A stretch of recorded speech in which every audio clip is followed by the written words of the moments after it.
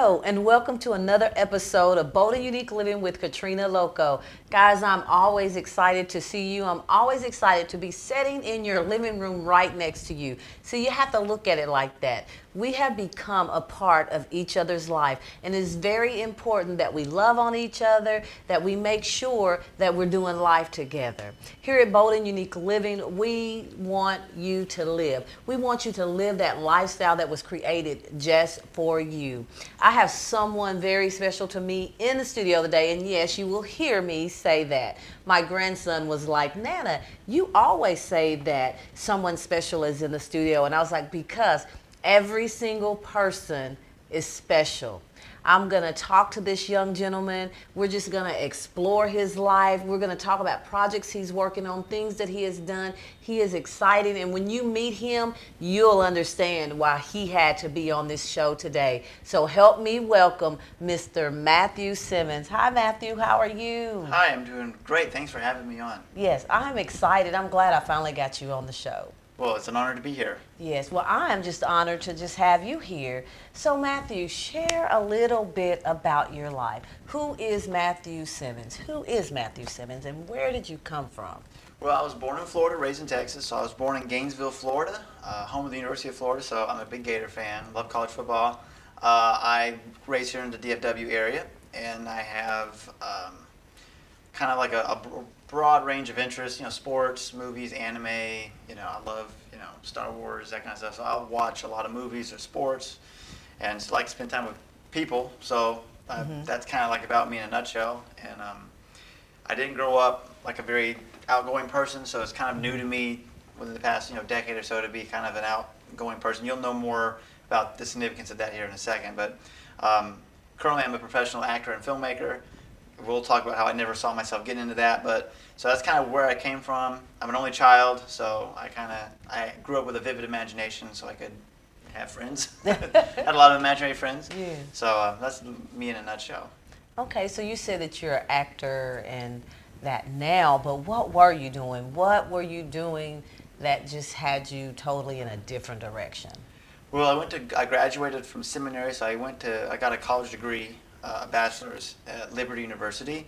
I got it in religion, so it was kind of a seminary degree basically. So I got that. I graduated in 2012, and then I go into just different jobs, pay the bills type jobs, marketing jobs, grocery store jobs, entrepreneurial pursuits. Didn't enjoy any of it. Wasn't really good at any of it, and so that's so all my 20s was kind of spent churning my wheels between like what am I going to do in my life. And then acting found me 2020-ish basically is when it found me. 2019 it kind of pieces started to fall into place, but 2020 is when it really kicked off. Oh, wow. Summer of quarantine is when it really hit. So, we can talk about that later, but that's kind of how it found me, and then the rest is history. Well, you were talking about, like, you're in your 20s and stuff. I think for most people, their 20s is that exploratory age. That's that age where you're discovering, because think about it. We've been in school all that time, 18 years. So we've been programmatic and systematically, hey, get up, brush your teeth, go to school, and you get off school and you go do your homework. So it's like this pattern. So yeah, I could see our 20s being that time where we're like, I don't know, what do I really want to do? Do you feel like in your 20s, do you feel like that you wasted time or no? Yeah, yes and no, I do. I felt like there were some moments in my 20s that I wasted. I feel like there were a few moments where I lingered in jobs that I didn't need to linger in. But at the same time, it was a good time because I learned how to network and I learned how to do all that stuff in my 20s. So I was still connecting and networking with people, but I lingered in things too long because I wanted to work. Mm-hmm. So I had some career ventures that I should have left, but I didn't because I was just trying to make it work. And I know. Yeah. I know. I was a single mom, so it's like those ventures last a little bit longer. Because, when you have to pay bills, like you said, when you have to pay bills, and then now you have other things, you have health insurance, all this stuff, it's like, yeah, I'm just stuck here. So let's venture out because, like, all that stuff you did is great. You paid your bills. You learned some things. I'm sure there's some things you took away. Yeah. But what caused you to say, I want to act? Has it ever, even when you were little, that as far as you can remember, did you even have a unction that, yeah, acting? I know you had a vivid imagination, but did you ever think of it at all in your childhood? I actually did. I thought about it a lot. I actually pretended that I was an actor a lot growing up. And so what I would do is and I wasn't a big movie watcher, but I would watch some movies growing up, and I would always pay attention to everything. And I would always run around the house as the movie was playing, pretending that I was in the movie. And I would get pieces of paper out, and I'd write all the titles that I saw on the movie: executive producer, key grip, directed, all these things. And I'd write on a piece of paper, and I'd make up these made-up names, and I'd use my eyes as the camera, and I would put it together, and then I'd get all my toys together, and I would pretend that there was a movie going on right in front of me. Or I'd get I watched Toy Story growing up as a kid, and I wanted to be Woody, so I'd walk around in all of these. I'd go in public, and I'm wearing like a six-shooter and a hat, and I got my, I'm Woody. And so growing up, I would always pretend to be an actor, and I would tell people, I'm acting right now, I'm in a movie, and people would say, you're not acting, and for some reason it just stuck. It just stuck with me, and over time I gave up on it, and I never took classes or anything, but I just had like I said, a vivid imagination, and I just rolled with it. Oh, wow. And so then that was when I was a kid, and then of course you grow up, you have insecurities, you forget all about that stuff. People tell you what you can't do all of a sudden. So then I just gave up on it. Well, when we come back, guys, we're gonna get into some more stuff with Matthew. Thank you.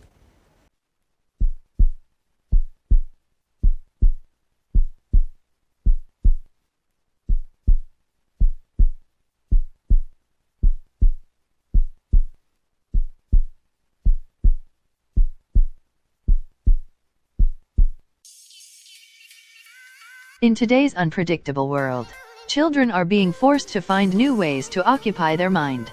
Inner-city youth are finding themselves with less activities and fewer places to go. 49-year-old record producer and videographer Marcus Bean has implemented a community program to help these kids stay occupied and develop skills and change their outlook on everyday life. It's all about commitment and change. Saga Youth Solutions is a program based in Clarksville, Tennessee. SYS is a multimedia company that allows teens to come learn different production techniques and provide them with a structured learning environment, and also provides advice, job assistance, and a place to talk about everyday teen issues. And that's why it's the reason why we believe in group settings, is because the kids, when they're not at home, they're mainly together. So if we can get them to work together and learn how to be respectful toward each other, then we can teach them how to carry that over into everyday life. No one wants to believe that these kids are out here just deliberately trying to get in trouble. We just have to find different ways for them to channel their energy and make better choices. A lot of these kids, they're not bad. They just sit around all day because they don't have anything to do. So we try to mix this with their curriculum at school, and we come up with projects that are based around what they're doing at school. So it's not like we're in here making records cursing and disrespectful. We're making positive music, we're shooting positive videos. They're actually working on a movie right now, so I can't wait to see what that's going to look like. Saga Youth Solutions is currently only available in the Clarksville, Nashville area, but looks forward to expanding. If you would like more information on this program, you can email at sagayouthsolutions@gmail.com or call 931-237-5122. And I see a lot of me in these kids, because when I was growing up, I wasn't an angel either. But at some point, someone in my life came and tried to put me on the right track. Did I listen all the time? No. But someone was there. And as I got older, I understood what they were talking about. And that's what these kids need. Instead of being locked up and thrown away, they need something to do, something to put their time in.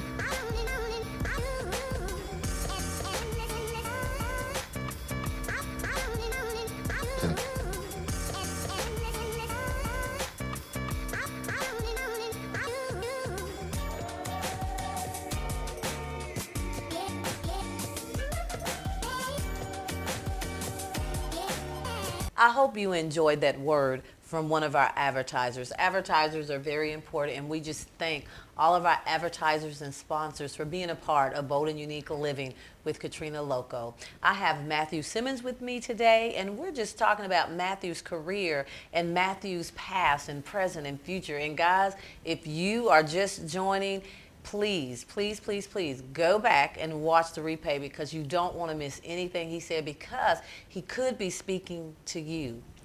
Well, Matthew, you were talking about you as a child, and you would put movies together with your toys, and Toy Story was kind of an inspirational thing. So you can finish telling us more about that, because it is very intriguing. Yeah, I always wanted. Westerns is probably one of my. Well, growing up, it was my absolute favorite genre. So I'd watch Bonanza and all that, and I would pretend like I was in all those. So to this day, I still want to do Westerns. That's like a dream of mine. You know, like the Clint Eastwoods or the John Waynes. I grew up watching, those guys, and of course the Bonanza and all that. But I would pretend that I was, playing, and I had all the Toy Story toys. So I would, pretend that I was reenacting the movie or whatever. So, but yeah, vivid imagination as a child. But then, of course, you grow up, and then people start telling you, well, as a child, you're supposed to have an imagination. When you're an adult, you have to have like realities, and people's advice will just kind of steal dreams from you. So I gave up on stuff. Yeah, I know. Just that whole adult thing. I'm like 54, and I'm like, no, I'm still pursuing a lot of my childhood ambitions, my childhood dreams, and I still act like a child. And guess what? I'm entitled to do that, because no one gets to tell me how I'm to act. Now, if I'm being rude and disrespectful and irresponsible, that's one thing. But I think we put so much emphasis on how we are supposed to act that we miss a lot of things. Because had I not listened to other people growing up, I wouldn't just now be getting in the industry, And so for you, you're coming into this industry now, you're acting, you're writing books. How does that make you feel? How do you feel? When the puzzle pieces finally came together for you, what snapped in your mind? Well, it feels great now, because I know I'm doing what I'm supposed to be doing, and I'm confident in that, and I never feel like I work anymore, even though I do. It's work, but if I know I'm supposed to be doing what I'm doing. And I guess the trigger for me or the turning point was, I was just, now we're into 2020, fast forward all this time, and I'm just tired of I'm tired of feeling like I'm wasting effort, because it felt that way. And I just said, God, use my talents however you want to use them. In a nutshell, is what I said. And I had no request. I had some ideas. By this point in time, I was starting to get into public speaking, and I wanted to do public speaking. So I was doing Facebook Live video type vlog things, and Snapchats and YouTube stuff. I was doing those kind of videos.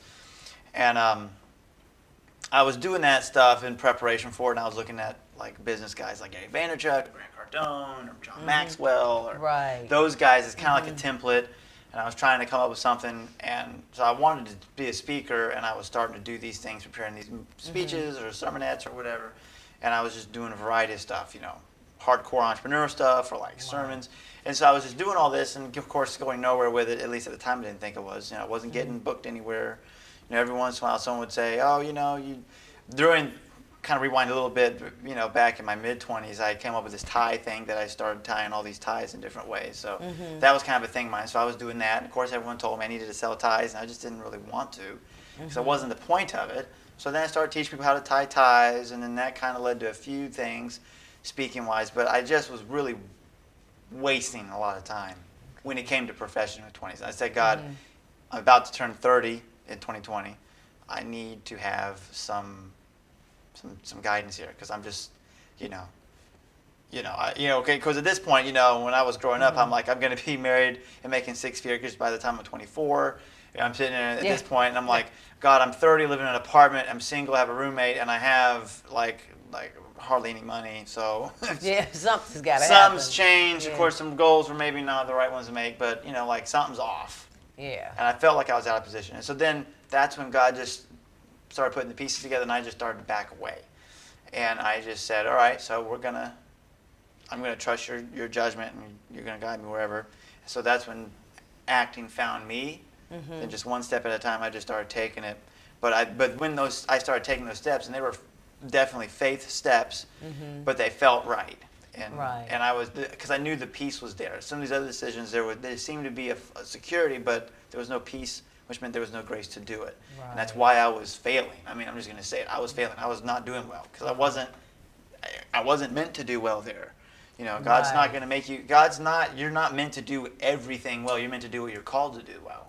Could you say that speak into the camera and say that again for the audience? So one thing is, you're not meant to do everything well. You're meant to do what everything God wants you to do well. And I look at the scripture, and I've heard my founding pastor, the founding pastor of my church, say this. He said, when we read the scripture, I can do all things through Christ. That doesn't mean you can do all things on the planet imaginable, because Christ will let you. Right. It's you can do all things that Christ has given you the strength and the assignment to do. Yeah. That's what he gives you all things to do. So that's why some people are like, I don't understand why I can't do certain things. It's like, because God's like, you're not supposed to do that. Right. You can't, God didn't make you to do everything well. He just made you to do everything he wants you to do and created you to do well. Yeah. So I was doing things, at least in a way, to where I wasn't following what he wanted. So obviously there's going to be some unnecessary Yeah, that's kickback. true. So if you're struggling, maybe you're doing something that you're not supposed to be doing, or the way you're supposed to be doing it. Right. And we'll talk about that when we come back. Most people don't plan their financial future because it's complicated. There's so much out there, and I'm here to help you be able to navigate through that and find out exactly what's going to fit right for you. Hi, my name is Sarah Markopoulos. I'm an agent with New York Life, and I office out of Frisco, Texas. When I was a little girl, my father was a life insurance agent out of our hometown where I was born. He was a servant of the people, and I wanted to be that myself and give that to others. I knew New York Life would be the one that could help me do that. It's my clients. Each and every single one of them are different. So I help them not only enjoy the fruits of their labor, but also they'll be able to be secure in their financial future. Because either way, a choice will be made for you, whether you make one for yourself independently or life makes that choice for you. At the end of the day, you'll know you'll be okay. I came to New York Life because I love New York Life. I know what New York Life can provide for you, and I want to be able to be the one to bring that to you.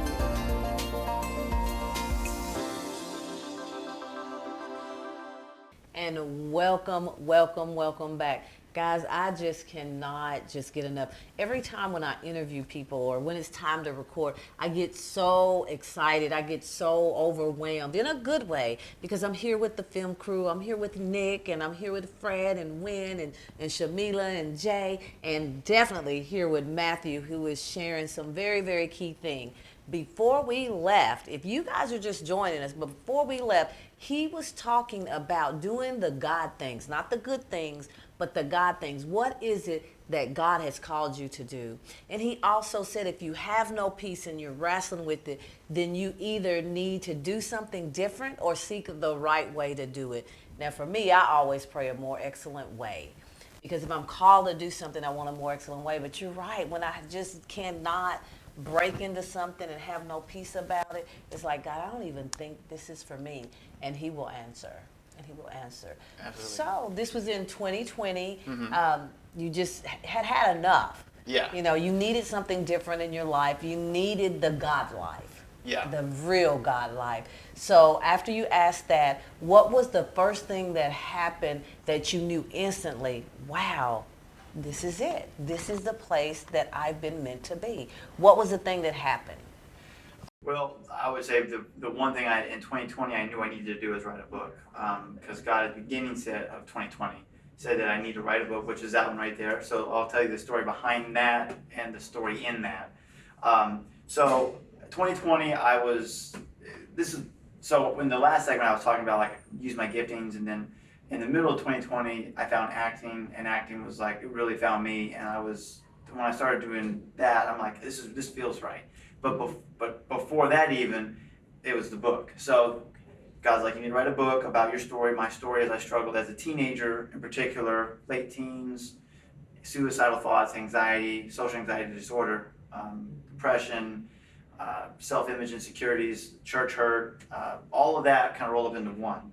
And so that's what the story is about. And so that was what my struggles were.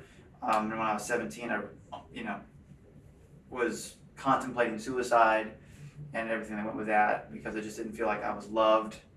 And I didn't feel like I was loved by God because I wasn't loved by a lot of His people, a lot of church folk, So I thought if His people don't love me and for whatever reasons, and they represent Him, and they're a reflection of Him, then that must mean He doesn't.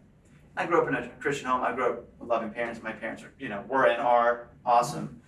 But the parents were never the problem. But I always was seeking, love and affection from other people. Because you're an only child. Yeah. And so, you have that love from your parents, yes, but you needed something more outside of that. When you don't have siblings, I can imagine. I have siblings.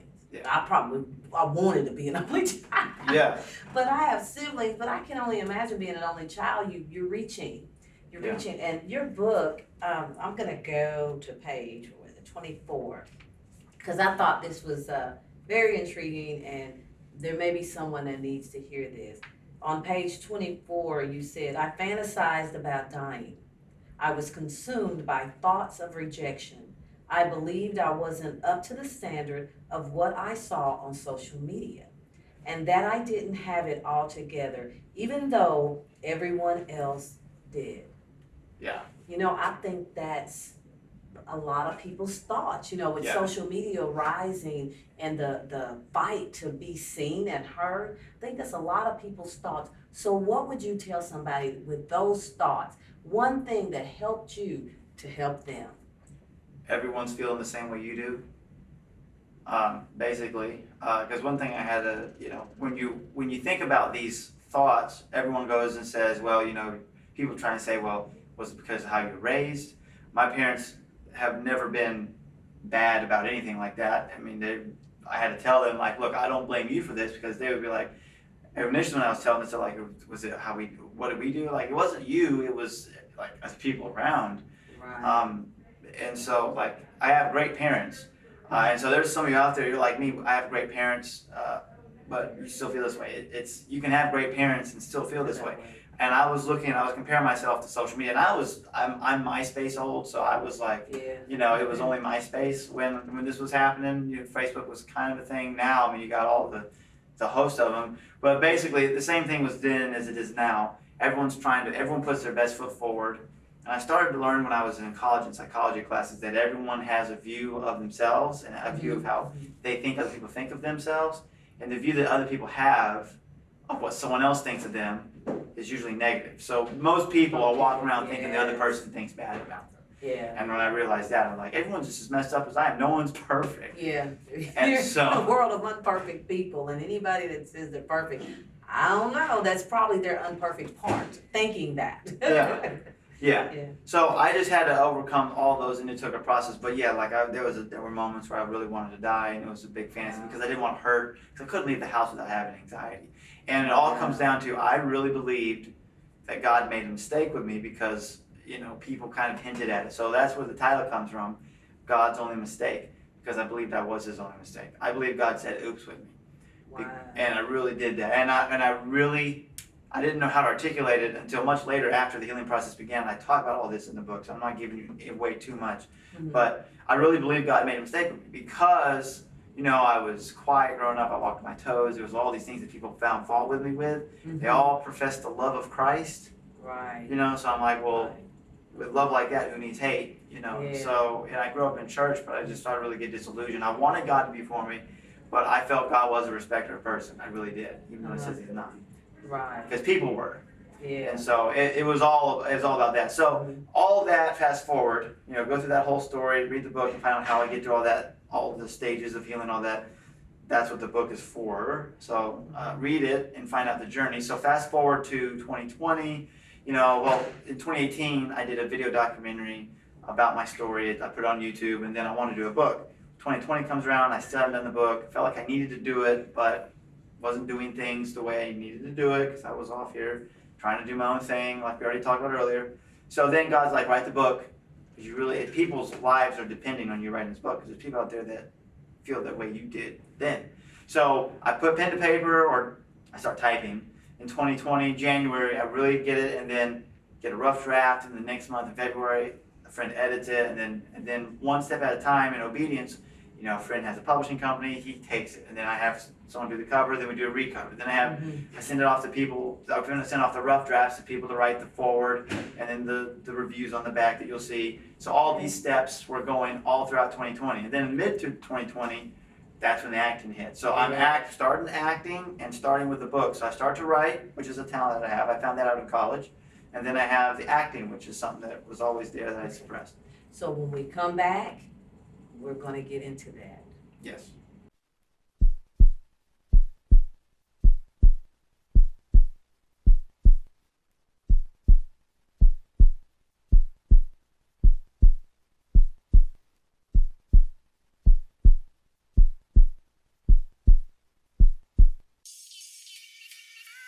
In today's unpredictable world, children are being forced to find new ways to occupy their mind. Inner-city youth are finding themselves with less activities and fewer places to go. 49-year-old record producer and videographer Marcus Bean has implemented a community program to help these kids stay occupied and develop skills and change their outlook on everyday life.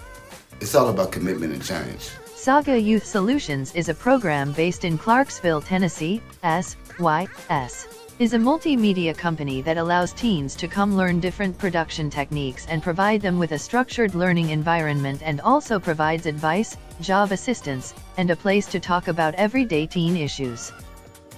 And that's why it's the reason why we believe in group settings, is because the kids, when they're not at home, they're mainly together.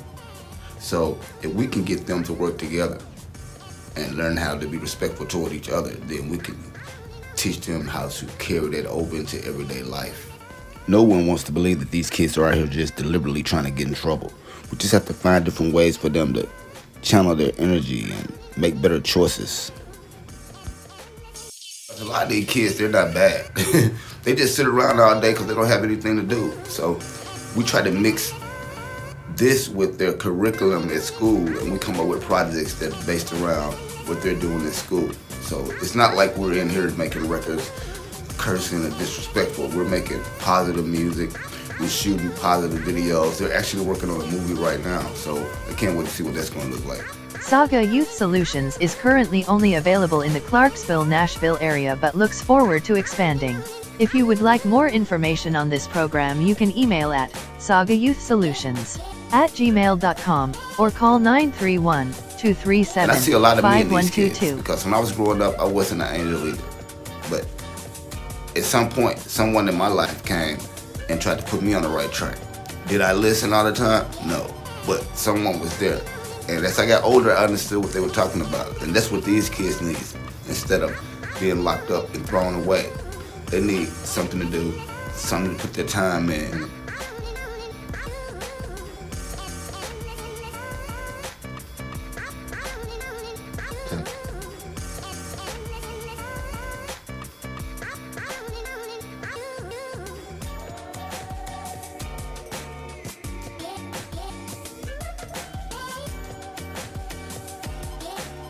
Welcome back. You've been sitting here enjoying me and Matthew. Matthew was talking about his book, God's Only Mistake. And if you notice, the mistake, Matthew, is like crossed out. What is a quick reason why you did that? Well, it was my idea originally. So when you read the reviews on the back, you'll see Patrick Cedric Belcher. Mm-hmm. He wrote a review for the book after he read the rough draft, and in his send back, mistake was crossed out. And I'm like, I like that. So he gave me the idea to do that. And then the reason it's red is because it's like the blood of Jesus has wiped out that's why it's like that. Yes. So there's a reason to that. But the title's controversial, and I like controversial titles because it gets people to think. Yeah. But the mistake being crossed out was really good because you can still read it and understand it. So yeah. Okay. So tell the audience where they can get this book? It's anywhere you can get an online book. So you can get it at Walmart, Target, Barnes & Noble, Amazon, allonline.coms. You can get it as an ebook as well. You can get it at Books A Million. So you can get it anywhere books are sold electronically. Okay, and then you guys go out and grab a copy. If you've ever felt like that you were God's only mistake, or even maybe you don't, but just go get a copy and start just giving them out to people. That's what I do a lot of times. If I've read a book and I like a book and maybe it's not for me, even though it may not be, go buy one anyway and just start handing them out to people. Make this a study guide for schools, for your Bible study classes, and just go get the book. Thank you. Yeah, and you'll enjoy it. And I wrote it. It's like 70 some odd pages. I read. You can read in one sitting because I understand people, have a short attention span or can't read a book very quick. So it's very easy read. It was written with that in mind. Yeah. And they're print on demand, so you can just buy as many and they'll come to you. So. Come to you, yes. So let's move on. So the first thing was the book. You got the book done, and now the acting. So what are some of the work that you've done? Well, I've done a lot of great stuff, a lot of independent films mostly, and then stuff that you can see on YouTube. So I'll just rattle off some of the projects I've been a part of. I've been either background lead or supporting. When I first started out, all the bigger things I'll mention were background, but some of the other stuff is supporting. So like The Chosen, Cruel Summer, State Farm, Goody Goody Liquor, Windstar, We Buy Ugly Houses, State of Oklahoma, Highway Safety Department, commercials or TV shows, and then like Big Chronicles, I think I mentioned, that's YouTube, and then a lot of different projects, independent films. A lot of those come out here in 2022. So movies like Dry Places, Blind Trauma, Stay, $8, The Mogul. If you pay attention to my Instagram, you'll see all of them coming out. I have some sitcoms that I'm working on. Uncle T, we're gonna be working on here. Egbert, we're gonna be working on here. We're currently in the process of filming. We're preparing to film for those. Several different short films, things that are going to be in film competitions, or that are going to be premiered and hit video on demand. So I'm blessed to be in all these markets, and so when you read the book, you'll see I went from I can't leave my house, now I'm being seen by millions of people. I'm looking and at so that. That's a great testimony. So those are some of the things, a lot of the things that we're working on that we're trying to get made within the next year or two. But yeah, so it's really good. And you swing from one end of the pendulum to the other, like you've done different parts. Yeah. How do you imagine? Do you think you're that actor that can pull off different genres, different parts? I would like to think so. I want to be someone who's versatile is always in work. So I've played good guys, bad guys. I get to what would be considered the bad guy or the villain a lot. In movies, I have some that are very, some characters represent Jesus and some don't know Jesus at all. Yeah. And so I have to, let people know that, there's going to be some characters that are definitely not what you would want to represent Christ. But, they're part of a story that has to be told. And then there are those who are kind of fun and quirky that the family can enjoy as well. So, Texas Kill City, that's another one that's another one that's coming out here soon. I mean, I'm blessed to have so many things that I've been working on that come out that, you have to so. Oh, I know. Texas Kill City is the next one to come out. And so I'm blessed to be working with these people repeatedly. And, when you put God first, He'll put people in your life that need to be there. Yes. And so I'm very, very thankful. Matthew, it is just such an honor to have you here. I'm just so excited. This has been really good. So you've done all the acting, you wrote your books, and all those movies and genres that you can play. But the one thing that I want to talk to you about right now is you're jumping way over here. You're going to be an instructor for T-Star Academy, the School of the Art that's opened here in Dallas. Yes. Oh my God. Tell me about some of the stuff you will be teaching. I'm super excited about that. So when I got into the industry, of course, I didn't go to film school, so I didn't know anything about film. And so what I want to do is I want to take anyone that's new, or that's learning, and I want to get them in a class and teach them introductory to film and film set and film processes, and teach them the etiquettes of what to do, what not to do.